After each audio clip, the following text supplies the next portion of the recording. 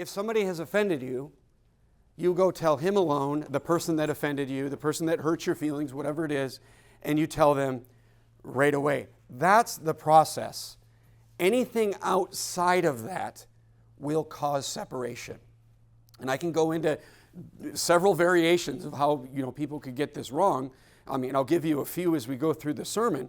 But basically, here's your choices, folks. Let's just back it up. Before we even get to verse 15, if an offense comes to you and somebody trespasses against you, and in this case, we're talking about hurt feelings. If somebody trespasses against you, you basically have two choices. All right, turn to 1 Corinthians chapter number 6. One choice is to go to Matthew 18, verse number 15, and start that process. But there is another choice. All right, there is another choice, and it's listed in 1 Corinthians chapter number 6, in verse number 7. 1 Corinthians chapter number 6, in verse number 7. Somebody offends you.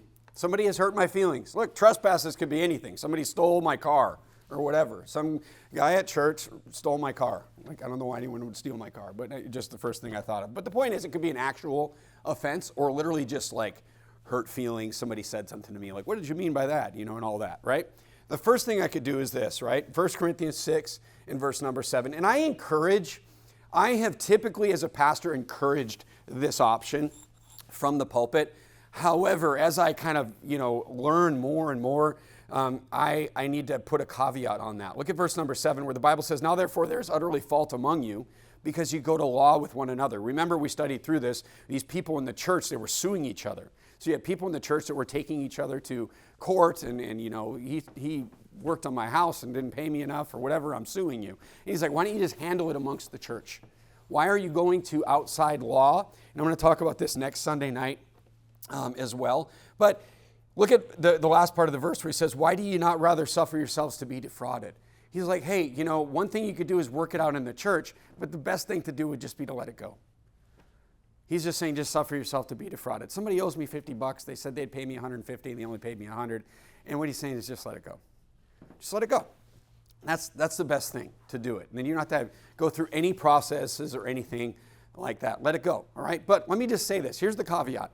And I've said that when it comes to conflict in the church, this is the best choice. It's just let it go. However, let it go means let it go. Not like build it into a little quilt square and then just mold it into a quilt square and then something else happens and you make another quilt square and something else happens, you make another quilt square. And you're like, I've let it go and I've let it go and I've let that go and pretty soon you're wearing this blanket of bitterness that you're carrying around. Let it go means let it go. And if you can't let it go, Matthew 18:15. So if you can let it go, that means like it's let go. You don't even think about it. But if you can't, you need to deal with it. All right? It is not letting it go to just ball it all up inside and let it affect, how you handle, situations. Okay? Turn to Proverbs chapter number 18.